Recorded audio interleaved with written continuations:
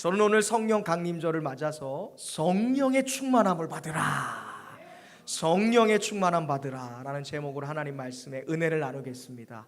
오늘 여러분들이 한 번도 경험한 적 없는, 또한 우리가 오래전에 경험하고 또 추억만 하고 있었던 그 성령의 뜨거운 은혜가 여러분의 인생을 감싸고 또한 충만히 임하게 되기를 예수의 이름으로 축원합니다. 여러분, 기독교의 최대의 명절이 있습니다. 기독교의 최대의 기념일이 있다면 두 가지예요. 뭐가 있을까요? 첫 번째는 성탄절이고요, 두 번째는 오늘 우리가 지키는 성령 강림절입니다. 성탄절은 무슨 날이냐? 온 인류를 구원하기 위해서 성자이신 예수님이 이 땅에 오신 것을 기념하는 날이 성탄절입니다. 동시에 이 성령 강림절은 성령이신 하나님께서, 하나님의 영이시고 영이신 하나님께서 온 인류의 영혼에게 내려오신 것, 그것을 기념하는 날이 바로 이 성령 강림절입니다.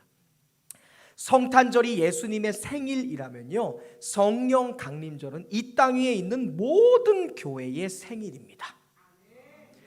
오순절날 성령이 임하심으로 말미암아 이 땅에 처음으로 교회라는 것이 탄생했기 때문입니다. 여러분이 지금 화면에서 보시는 말씀이 있는데, 이 말씀은 부활하신 예수님께서 마지막 하늘로 승천하기 전에 예수님 앞에 모여있던 제자들에게 말씀하신 것이었습니다. 우리 함께 같이 읽어보겠습니다. 시작. 예루살렘을 떠나지 말고 내게서 들은 바 아버지께서 약속하신 것을 기다리라. 요한은 물로 세례를 베풀었으나 너희는 몇 날이 못되어 성령으로 세례를 받으리라 하셨느니라. 아멘.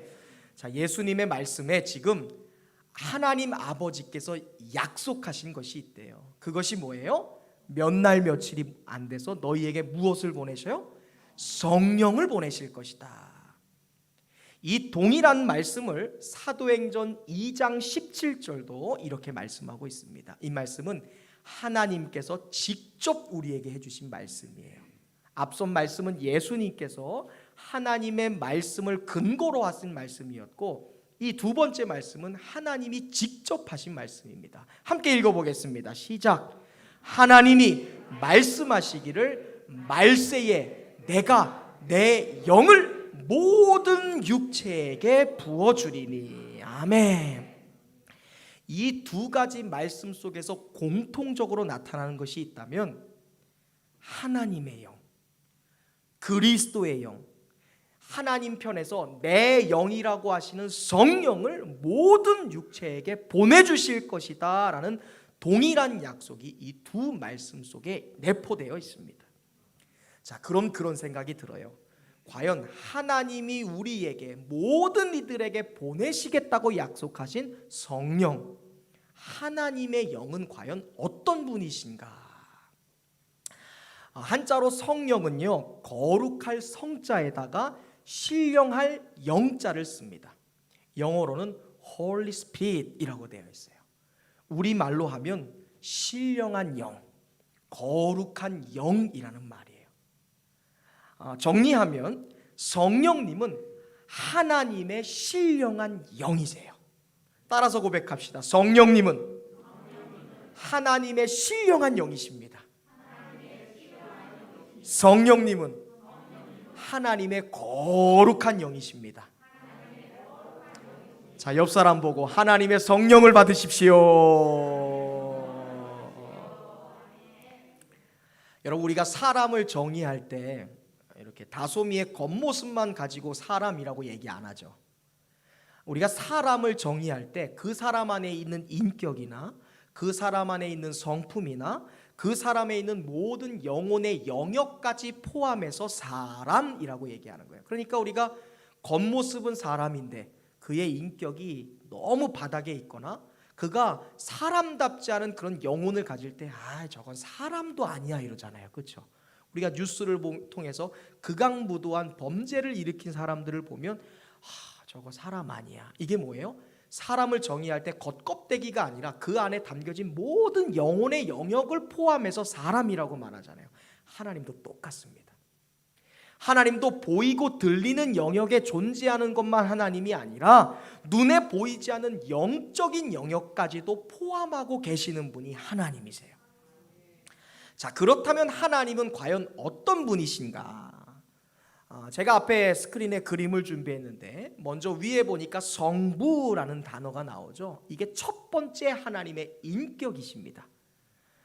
온 세상의 창조주가 되시는 전지전능하신 아버지의 영역을 담당하시는 하나님이 바로 성부 하나님이세요. 그리고 두 번째 왼쪽에 보면 성자라는 단어가 나오는데 이 성자 하나님은 세상의 구원자가 되기 위하여 육체를 입고 이 땅에 오신 아들의 영역을 담당하고 계시는 하나님이십니다. 그래서 성자 하나님이세요. 그리고 마지막으로 성령이라고 되어 있는데 영스러운 영의 하나님, 즉 모든 사람의 영혼을 다스리시는 거예요. 모든 사람의 마음을 다스리시는 영적 영역을 담당하시는 하나님이 누구 하나님? 성령 하나님이세요. 이렇게 하나님은 각각 성부 하나님, 성자 하나님, 성령 하나님 각각 독립된 세 분의 인격을 가지신 하나님이십니다. 세 분이 각각 따로 존재하시는 분이세요. 그러나 하나님은 각각 세 가지의 인격을 가지고 계신 동시에 또한 한 분으로서 역사하시는 하나님이세요. 잘 들으세요, 여러분. 한 분이 상황에 따라 세 가지의 역할을 하는 게 아니에요.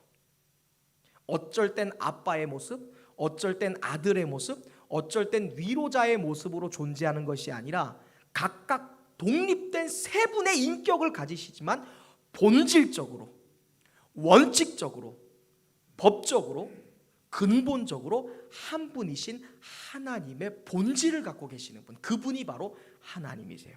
이것을 3차원의 영역에 살고 있는 우리는 이해 못해요. 인간의 지식으로는 이해 못해요. 아니, 김창기 성도가 있고 김경호 집사가 있고 아니 김영재 장로님이 있는데 각각 독립된 인격인데 어떻게 한 분으로 존재하나? 이것을 인간의 눈으로는 이해 못해요. 그러나 4차원의 영역, 신앙의 영역이 믿음이 그 안에 들어가기 시작하면 각각 새 인격을 가지신 하나님이 세 분의 독립된 존재임에도 불구하고 한 분 하나님으로서 존재하신다라는 것을 믿게 돼요. 그래서 하나님이세요. 이것을 가리켜 우리는 삼위일체라고 얘기해요. 각각 독립된 세 가지의 인격을 가지고 있지만 한 몸으로서 본질상 하나로서 존재하시는 분. 그래서 하나님이십니다. 그 중에 창조주가 되시는 성부 하나님이 약속하신 것이 있어요. 그것이 뭐냐면 말세, 즉 마지막 때가 되면 내가 나의 영인 성령을 모든 사람들에게 부어줄 것이다 라는 것이에요. 여러분, 이것이 얼마나 위대하고 놀라운 약속인지 모릅니다. 자, 하늘에 계신 성부 하나님은 창조 이후로 줄곧 하나님이 특별히 선택했던 사람들하고만 대표적으로 한정적으로 소통하셨어요. 우리가 아는 아브라함이나 이삭이나 모세나 엘리야처럼 수많은 민족과 사람 중에 하나님이 딱 선택하신 일부의 사람들만 하나님과 소통할 수 있었습니다. 그리고 그 외의 사람들은 선택받은 사람들을 통해 간접적으로나만 하나님을 경험할 수 있었어요. 또한 이 땅에 육체를 가지고 오신 성부 예수님은 육체로 계셨기 때문에 공통된 시간이나 공통된 장소 안에서 함께하는 사람들하고만 제한적으로 소통이 가능했습니다.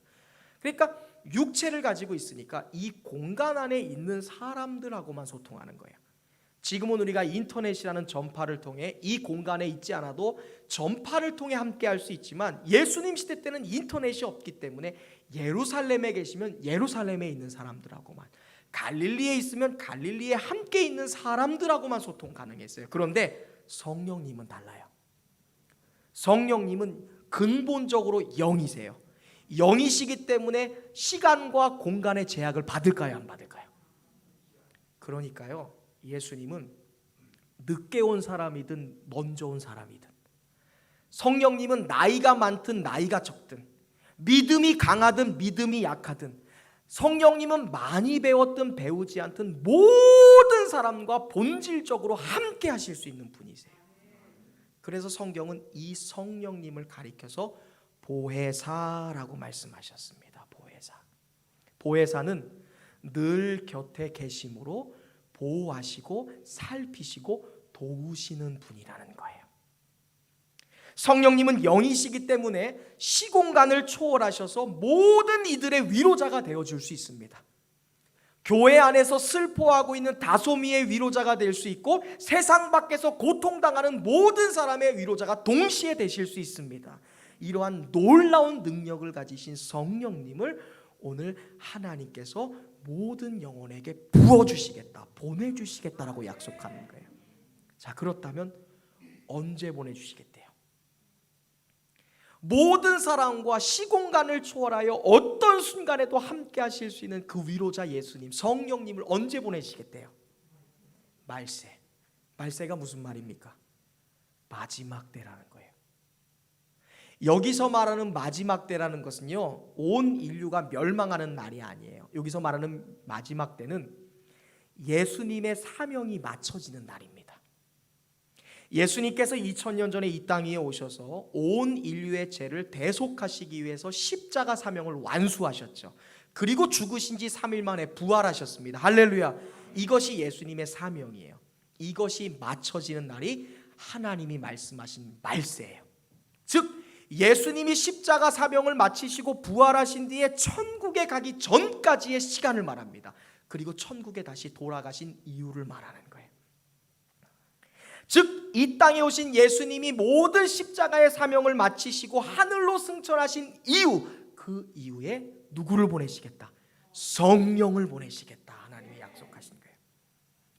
자, 이 약속을 근거로 지금 예수님이 제자들에게 말씀하셨어요. 야, 내가 인류 구원이라는 사명을 마쳤어. 그러니까 이제 다시 하늘로 올라가.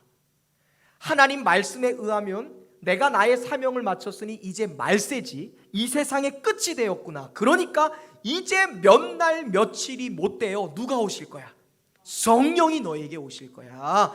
그러니까 그 약속을 믿고 성령이 오실 때까지 기다려라. 그 당시에 제자들이 하늘로 승천하시려는 예수님을 붙잡았어요. 가지 마세요. 안 가시면 안 돼요. 떠나지 않으시면 안 돼요. 그러자 예수님이 그들에게 말하는 거예요. 야, 내 사명 끝나서 이제 말세야. 하나님이 약속하신 성령, 4차원의 영성으로 모든 시공간을 초월하여 미국에도 계시고 동시에 한국에도 계시고, 병든 자와 함께 하시고 병을 고친 자와 함께 하시고 눈물 흘리는 자와 가난한 자와 동시에 함께 할 수 있는 제한적인 무제한적인 성령이 오시는 것이니 너희가 그 분과 함께 하시는 것이 더 유익한 것이 아니냐. 그리고 이 약속을 들었던 제자들이 사도행전 1장 13절에 보니까 예수님의 이 약속을 근거로 한 다락방에 모였다라고 말해요. 그 다락방이 우리가 잘 아는 마가의 다락방이에요. 예수님이 제자들과 최후의 만찬을 했던 곳 기억하시죠? 예수님의 말씀을 들었던 곳, 예수님의 사랑을 경험했던 그 자리에 제자들이 모입니다. 이어서 1장 14절에 보면 그 다락방에 모인 사람들의 수가 120명이었대요. 120명이라는 사람이 다락방에 모여서 마음을 같이하여 오로지 기도하기를 힘썼다는 거예요. 그래서 약속받은 사람은 기도해야 돼요. 옆 사람과 인사합시다. 기도해야 꿈이 이루어집니다. 기도할 때 약속은 이루어집니다. 우리 성윤이가 공차할 때마다 그라운드에서 기도하는 거야. 주님, 나를 향한 비전을 이루어 주세요. 그럼 그 기도가 꿈을 이루는 기도가 되는 거예요. 우리 민지가 공부를 하면서 또 열심히 마지막 이제 대학교의 학기를 마무리하는 준비를 하면서 하나님, 나에게 주신 그 형통의 은혜, 장성의 은혜, 그 약속들을 내가 받아 누리길 원해요. 근데 가만히 누리는 게 아니라 기도해야 이루어지는 거예요. 하나님의 약속은 기도를 통해서 이루어지는 것입니다. 그렇게 제자들이 모여서 기도를 해요. 정확히 일주일을 이룹니다, 여러분. 일주일이 흐른 후에 시작되는 본문이 오늘 우리가 읽은 2장 1절의 본문이에요. 일주일이 흐르니까 오순절 날이 되었습니다. 기도한 지 일주일 만에 오순절이 되자 다락방에 모여있던 120명의 성도들 위에 하나님과 그리고 예수님이 약속하신 성령이요, 여러분, 불처럼, 할렐루야, 그리고 강력한 바람처럼 임하셨어요. 그리고 한 사람 한 사람 위에 충만하게 채우기 시작하셨습니다. 그 순간 그곳이 최초의 교회가 되었어요. 다락방이 어떻게 교회가 될 수 있었을까? 사실 다락방 하면 숨기고 싶은 것, 뭔가 이렇게 감춰놓는 것, 쓰지 않는 것을 이렇게 뭔가 거기에다가 채워놓는 것, 우리가 사용하는 주류 공간이 아니라 비주류의 공간이잖아요. 그런데 이 다락방이 어떻게 인류 최초의 교회가 될 수 있었을까? 이유는 단 하나, 누가 임하셨기 때문에, 성령이 임하셨기 때문에. 이것을 동시에 우리 삶에 적용해 볼까요? 성령이 임하실 때 한 가정의 평범했던 다락방이 교회가 될 수 있어요. 성령이 임하시면 뭔가 내세울 것 없던 인생이 하나님이 역사하시는 교회가 되는 거예요. 성령이 임하시면요, 재미없고 뭔가 하나 해뜰 날이 없을 것 같았던 지루했던 가정이 교회와 같은 생명력 있는 공간이 되는 것을 믿으시기를 바랍니다. 그래서 여러분의 가정이 성령 충만해야 돼요. 내 인생이 성령 충만하면 내가 교회와 같은 충만한 인생이 되는 줄로 믿으시기를 바랍니다. 저는 오늘 성령 강림절을 맞아 여러분과 오늘 본문의 말씀을 좀 깊이 나눌 텐데, 사실 성령이 임하시면 나타나는 현상들이 굉장히 많아요. 성령이 임하실 때 나타나는 징조라는 것이 굉장히 많은데, 그 징조들 중에서 초대교회, 처음 교회가 탄생될 때 일어났던 현상 딱 두 가지만 나누고 여러분에게 그러한 놀라운 축복이 이루어지는 것을, 그러한 놀라운 축복들이 더해지는 것을 제가 여러분들에게 마음껏 축복하는 시간이 되었으면 좋겠습니다. 여러분의 삶에도 성령의 능력이, 처음 교회가 탄생됐을 때 일어났던 성령의 징조가, 현상이 여러분의 삶 가운데 나타나게 되시기를 예수의 이름으로 축원합니다. 첫 번째, 성령이 임하실 때 나타났던 초대교회의 현상은 바로 이것이었습니다. 함께 읽어보겠습니다. 시작. 한 번 더 시작. 성령님은 생명력을 주시는 분입니다. 우리 옆 사람에게 한 번 더 인사하겠습니다. 당신에게 생명력이 임해오시길 바랍니다.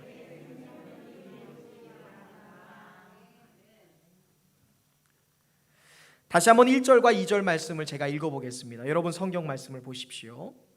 오순절 날이 이미 이름에 그들이 다 같이 한 곳에 모였더니 호련히 하늘로부터 급한 바람, 그리고 강한 바람 같은 소리가 있어 그들이 앉은 온 집에 가득했다. 여기서 우리가 주목해 봐야 돼. 성령이 임하시면 나타나는 징조, 현상, 그 첫 번째 현상은 바로 바람이라는 단어예요. 성령이 임하실 때, 그리하여 최초 처음 교회가 탄생됐을 때 나타나선 첫 번째 현상은 바람이 있었다라는 거예요. 바람. 호련히 하늘로부터 급하고 강한 바람이 있었다. 그리고 그 바람의 소리가 온 집에 가득했다. 여기서 말하는 바람이라는 단어는요, 헬라어로 푸노에라고 합니다. 뭐라고요? 푸노에. 이 푸노에라는 단어, 바람이라는 단어는요, 숨결이라는 말이에요. 호흡이라는 말입니다. 이 단어를 사용해서 오늘 본문을 다시 한번 읽어보면 하늘로부터 급하고 강한 호흡의 소리가 들렸다. 하늘로부터 급하고 강한 숨결의 소리가 들리되 그 온 집에 가득하였다라는 말이에요. 정리하면 성령님이 임하시자 마가의 다락방과 그곳에 모여있던 120명의 성도들에게 하늘로부터 숨결이 임해왔다라는 거예요. 하늘의 숨결, 하늘의 호흡. 자, 그렇다면 하늘로부터 내려온 숨결은 무엇일까? 이것을 창세기 2장 7절을 통해 우리가 알 수가 있어요. 하늘로부터 왔던 숨결, 그것은 무엇이었을까? 함께 읽어봅시다. 시작.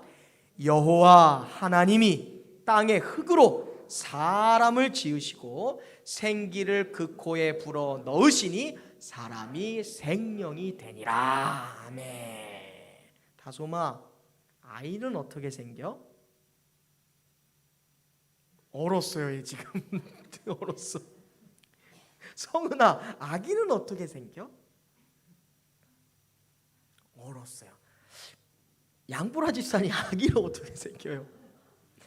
자, 여러분, 지금 이 말씀은 여자와 남자가 만났을 때 생물학적 관점에서 아기가 생기고 탄생된다는 것을 말하는 게 아니에요. 이 말씀은 처음 사람, 엄마와 아빠가 만나서 생물학적 관점에서 아기의 탄생을 말하는 게 아니라 아무것도 없었던 태초예요. 눈 감아 보세요. 세상이 이랬을 때가 있어요. 눈 뜨시면 됩니다. 아무것도 없었던 그때의 처음 시간에 인간이 어떻게 만들어진지 사람의 기원에 대해 말하는 거예요. 자, 하나님이 아무것도 없던 시대에 첫 인류를 만들었습니다. 그 사람의 이름이 뭐예요? 아담이죠. 그 아담이 무엇으로 만들어졌대요? 하나님이 흙을 빚어서 만들었다는 거예요. 첫 인류의 기원이 어땠다는 거예요? 흙으로 만들어진 조각품이었다는 거예요.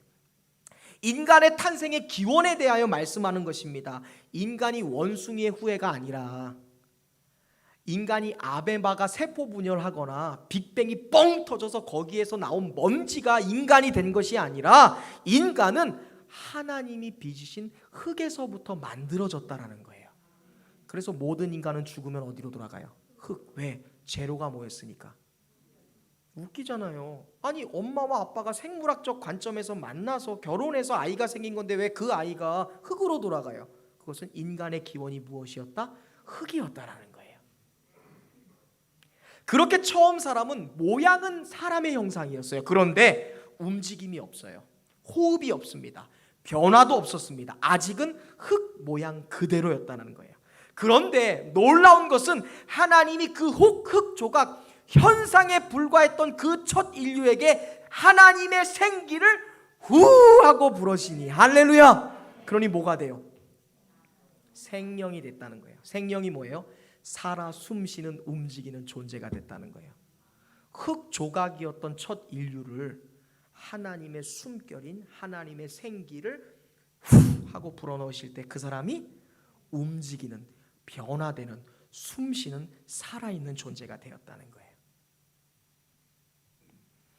여기에서 형상 조각에 불과했던 첫 인류의 코에 생기를 불어넣으심으로 살아 움직이게 하셨던 그 원천적인 재료, 하나님의 생기, 하나님의 숨결, 하나님의 숨, 하나님의 호흡, 그것이 오늘 우리 본문에서 말했던 바람이라는 단어예요. 성령이 임하실 때 나타난 현상이 무엇입니까? 조각에 불과했던 그 첫 인류였던 아담을 살아 움직이게 한 것처럼 성령님이 임하시니까 푸뉴마 뭐예요?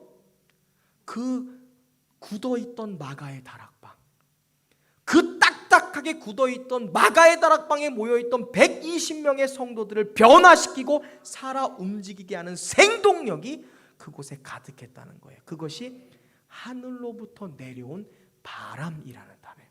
하나님, 살아 움직이게 하는 하나님의 호흡, 살아 역사하게 하는, 변화하게 하는 하나님의 숨이 성령이 임재하니까 그곳에 있는 성도들에게 임한 거예요.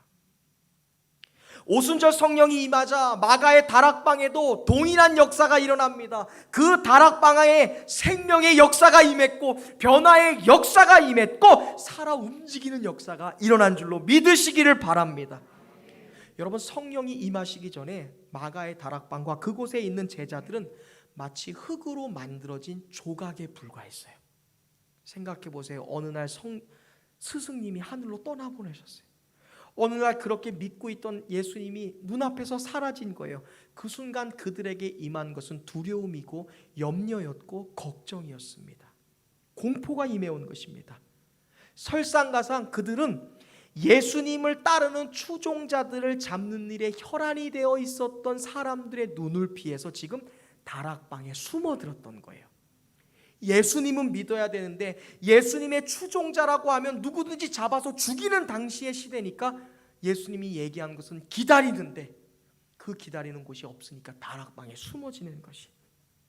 그 다락방에 숨어 있었던 사람들의 영혼은 흙과 같았어요. 바람이 불면 당장이라도 날아가 버릴 것 같은 상황이었습니다. 비가 내리면 당장이라도 무너질 것 같은 위태한 영혼의 상황입니다. 그런데 그런 그들에게 변화가 생겼어요. 성령님이 임하시자, 약속하신 성령님이 오시자 흙덩이에 불과했던 아담을 살아 움직이게 해서 생명체로 만들어졌던 하나님의 생기, 하나님의 호흡이 그들에게 역사하고 임한 것을 믿으시기를 바랍니다. 마가의 다락방에 하나님의 생기가 임했습니다. 성도들에게 폭포수처럼 하나님의 호흡이 임하기 시작했어요.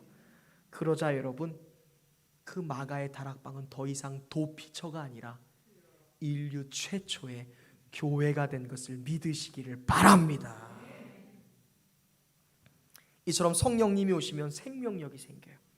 성령이 오시면 나타나는 징조는 반드시 변화라는 것이 일어난다는 거예요. 오늘날도 마찬가지입니다. 성령이 임하시면, 여러분에게 성령님이 임하시면 여러분도 경험한 적 없는 생명력을 얻게 될 줄로 믿으시기를 바랍니다. 성령님이 오시면 여러분의 삶에 변화가 생겨요. 갈라디아서 5장에 보면 성령이 없었던 사람의 과거를 말합니다. 음행하는 사람, 호색하는 사람, 우상숭배하는 사람, 분열하는 사람, 분쟁하는 사람, 시기하는 사람, 당 짓는 사람, 이단에 속한 사람, 투기와 술 취함과 방탕함에 살아가는 사람, 그것이 성령 없는 옛사람의 모습이래요. 그런데 이어지는 갈라디아서 5장 22절에 보면 그러한 사람에게 성령이 임하시면 나타나는 변화가 있으니 그것은 사랑과 희락과 화평과 인내와 자비와 양성과 충성과 온유와 절제라는 거예요. 끊임없이 분쟁하던 남편과 아내에게 성령이 임하면 사랑하기 시작해요. 놀랍지 않아요? 김문희 형제님 매일 경험하지 않습니까? 우리에게 왜 이렇게 사랑이 넘칠까? 제가 물어봤어요. 김진 집사님 요즘에 신혼 때 같죠? 얘기 나눴는데 그래요. 남편이 너무너무 사랑스럽고 너무너무 멋지대요. 민지 아빠 너무 좋지 않니? 좋아 안 좋아? 이 세상 최고의 아빠지. 도연아 아빠 너무 사랑하지.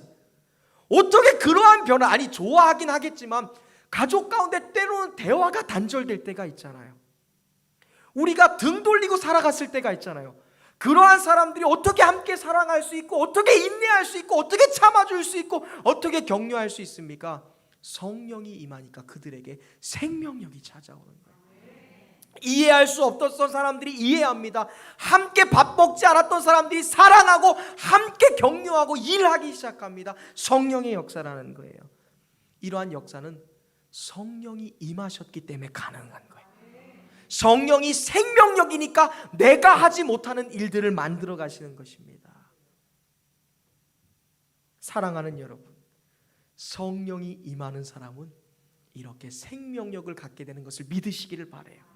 성령의 사람에게는 반드시 새로운 새싹이 나타나고요, 잎사귀가 나타나고요, 꽃을 피우게 되고요, 많은 열매가 주렁주렁 맺히는 역사가 일어나게 됨을 믿으시기를 바랍니다. 여러분 모두 성령의 충만함 받아 열매 맺는 인생, 변화되는 인생, 생명력 있는 인생 살아가시기를 예수의 이름으로 축원합니다. 우리 옆 사람과 인사합시다. 성령 충만합시다. 생명력 얻으십시오. 변화되십시오. 이것이 성령이 임하면 나타났던 인류 최초의 역사예요. 변화가 있었어요. 생명력이 있었어요. 하나님의 호흡이 임해오니까. 두 번째, 성령이 임하시면 우리에게 나타나는 분명한 징조와 변화가 있습니다. 그것은 바로 이것입니다. 함께 읽습니다. 시작.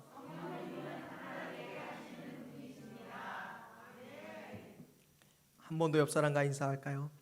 우리 하나 될까요? 우리 하나 됩시다. 조심하세요. 남의 아내한테 하면 큰일 납니다. 영적으로 해석하셔야 돼요. 3절과 4절 말씀을 보면 이렇게 되어 있습니다. 마치 불의 혀처럼 갈라지는 것들이 그들에게 보였다. 각 사람 위에 하나씩 임하여 있다니 그들이 다 성령의 충만함을 받고 성령이 말하게 하심을 따라 다른 언어들로 말하기를 시작했다.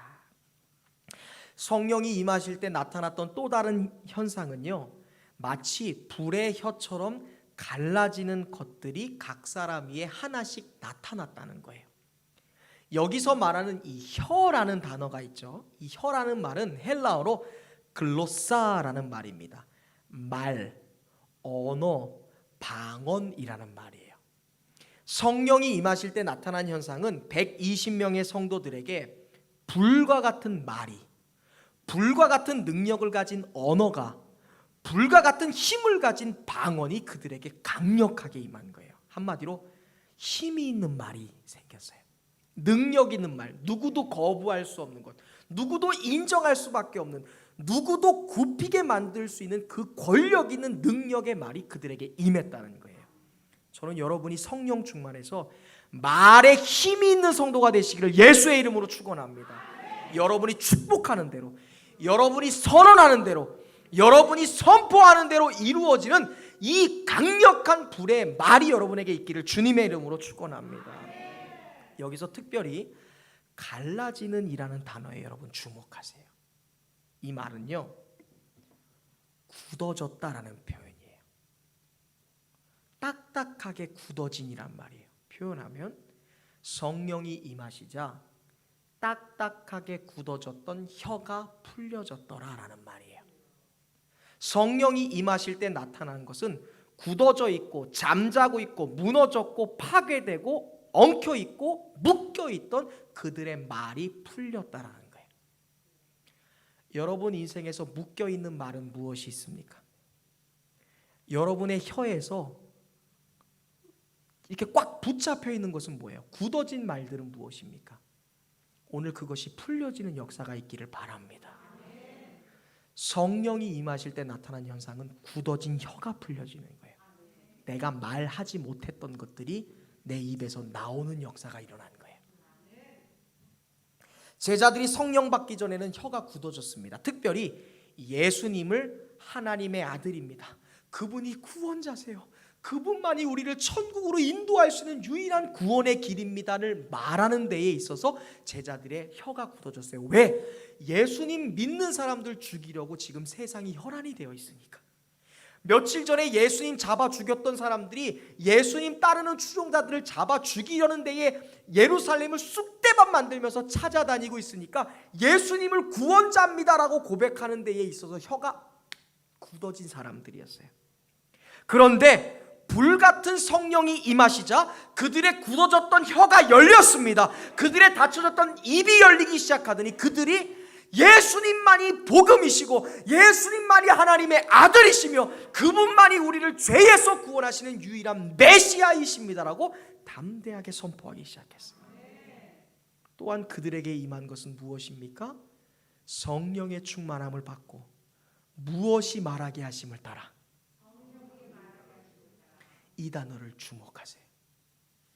지금 120명의 성도들 입에 불같은 말들, 불같은 다른 나라의 말들이 막 터져 나오기 시작해요.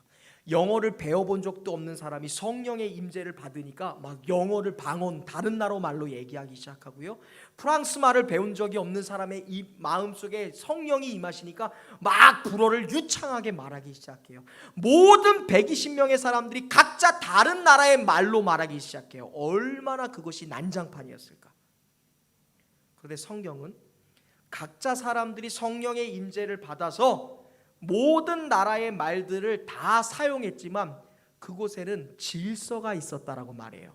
그 질서를 이루는 것이 바로 이것입니다. 성령의 말하게 하심을 따라. 그들이 한 번도 말한 적 없는 다른 나라의 방언을 말했다는 거예요. 누가 인도하시는 것에 따라? 성령이 인도하신다. 자, 한편 고등교육도 받아본 적이 없던 제자들이 다른 나라의 말을 유창하게 불처럼 능력 있게 유능하게 했다는 것은요, 오래전 바벨탑의 저주가 끊어지는 사건을 예표하는 것입니다. 하나님께 불순종하고 하나님께 대하여 반역한 사람들이 징계를 받아 인류의 언어가 갈라졌죠.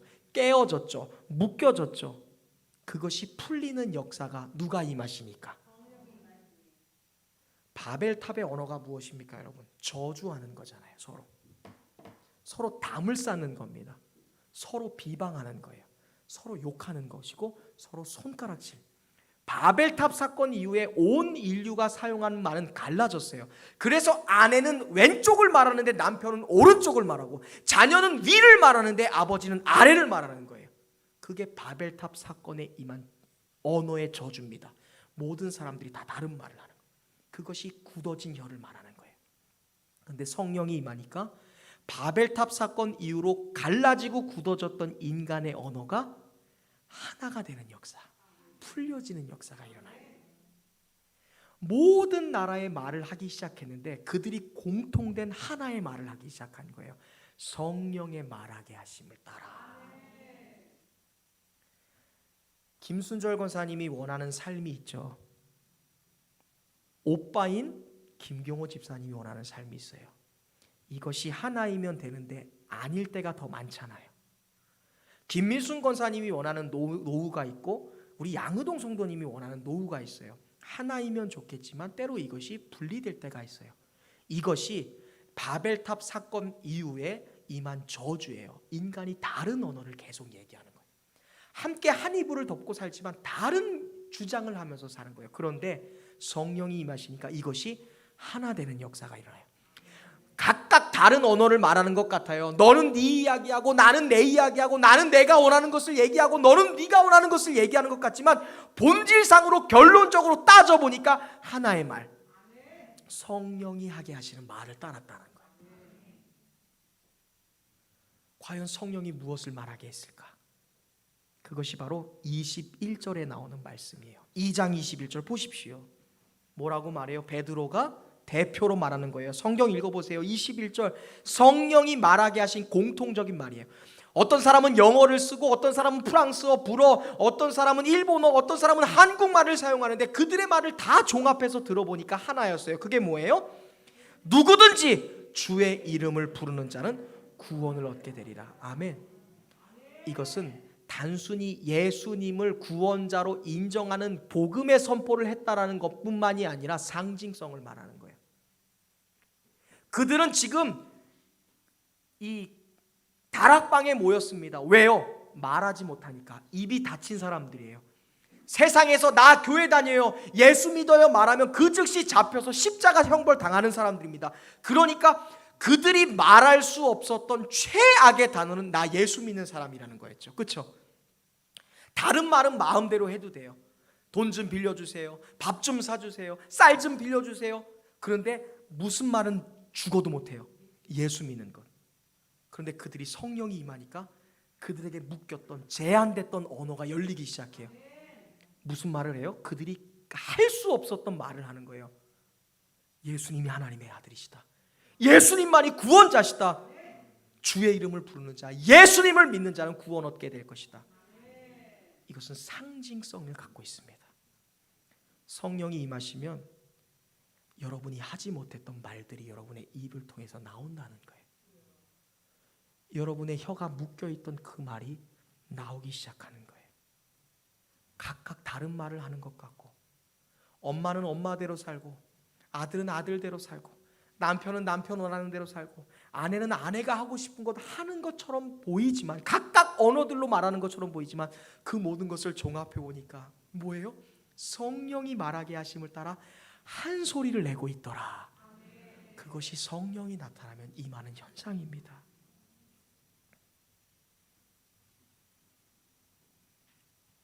이전까지 한 번도 해보지 못했던 말, 단 한 번도 시도해보지 않았던 말들이 아무도 부인할 수 없는 정말 강력한 불처럼 그들의 입에서 쏟아나오기 시작했어요. 함께 사랑을 말하기 시작했고, 함께 찬양을 부르기 시작했고, 함께 기도하기 시작했어요. 함께 위로하기 시작했습니다. 그게 초대교회에서 일어났던 성령의 임재의 현상이었어요. 그들이 모든 말들을 사용했지만, 그들이 원하는 대로 말을 하는 것 같았지만, 그들의 입에서 나온 것은 성령의 말하게 하심을 따라 한 소리, 한 목소리를 내는 일이었습니다. 그러므로 성령이 우리에게 임하시면 여러분, 단절됐던 관계마다, 그리고 무너졌던 관계들마다 다시 새롭게 회복되는 역사가 있게 되는 것을 여러분 믿으시기를 바랍니다. 성령이 여러분에게 임하시면요, 그동안 서로 쳐다보지도 않았던, 그리고 대화가 딱 단절되었던 남편과 아내가 하나가 되어서 드디어 한 목소리를 내기 시작해요. 그게 성령의 역사예요. 성령이 임하시면요, 과거에 깨어졌던 아빠와 딸의 관계, 그리고 자녀와 자녀의 관계가 하나 되는 역사가 일어나게 되는 것을 여러분 믿으시기를 바랍니다. 이게 성령의 역사예요. 한 소리를 내게 한다는 거예요. 다일, 다양성 안에서 일체를 이루는 역사가 성령의 역사라는 거예요. 그래서 여러분, 남편과 아내가 단절됐잖아요. 방법 하나예요. 누가 오시면 돼요? 자녀의 부모의 관계가 쌍막해요. 누가 오시면 해결해요? 제가 아까 그거 얘기한 거예요. 남편과 아내의 관계 단절됐던 것이 회복되고, 서로 다른 일들을 하며 사는 것 같지만 한 목소리, 한 방향을 향해 달려가는 일. 누가 임하셨기 때문에? 성령.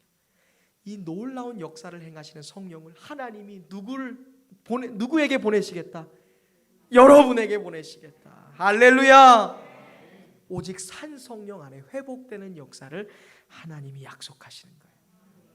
저는 오늘 성령 강림절을 맞이하여 여러분과 여러분의 가정, 그리고 우리 교회가 성령 충만함으로 성령이 말하게 하심을 따라, 할렐루야, 같은 것을 말하며 하나됨을 유지하며 하나됨을 완성해 갈 수 있는 그러한 놀라운 기적과 같은 교회가 여러분의 삶, 여러분의 인생, 여러분의 가정이 되시기를 주님의 이름으로 축원합니다.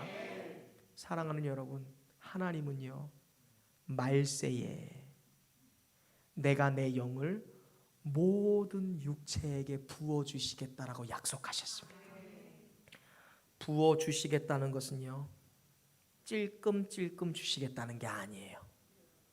하나님이 부어주시겠다라고 얘기하는 것은요, 천지개벽, 하늘이 두 쪽이 나고 하나님이 하나님의 바가지로, 할렐루야, 하나님의 손으로, 할렐루야, 하나님의 능력으로 폭포수처럼 여러분들에게 풍성하게 때려 부으시겠다는 거예요. 할렐루야. 하나님의 하늘의 문을 열고 여러분에게 성령을 부어주시는 거야. 막 성은이의 삶에 하나님이 막 넘치고 부으고 눌러도 막 토해낼 정도로 부어주시는 거야. 성윤이의 삶에, 다솜이의 삶에, 우리 건우의 삶에, 하나님 우리 민지의 삶에, 도연이의 삶에, 그리고 우리 상주의 공연 나가 있는 우리 하늘이의 삶에 하나님이 하늘을 쪼개버리고 그냥 폭포수처럼 때려 부시겠다는 거예요, 여러분. 이제 하나님이 약속하신 그 강물 같은 성령의 은혜에 여러분의 인생을 플로잉 내어 드릴 수 있기를 바랍니다. 이 약속하신 성령의 바다에 여러분의 온몸을 담그시기를 바랍니다. 이 넘치는 흐르는 성령의 은혜에 여러분의 가정을 깊숙이 던져 넣으세요, 여러분. 가장은 다른 것으로 가장되는 것이 아닙니다. 우리의 가정을 하나님의 성령의 바다에 담그는 거예요. 그때 가장의 권위가 살아가는 거예요. 여러분의 자녀의 머리에 안수하세요. 주여, 이 자녀의 삶에 성령의 충만한 강물이 흘러넘치게 하옵소서.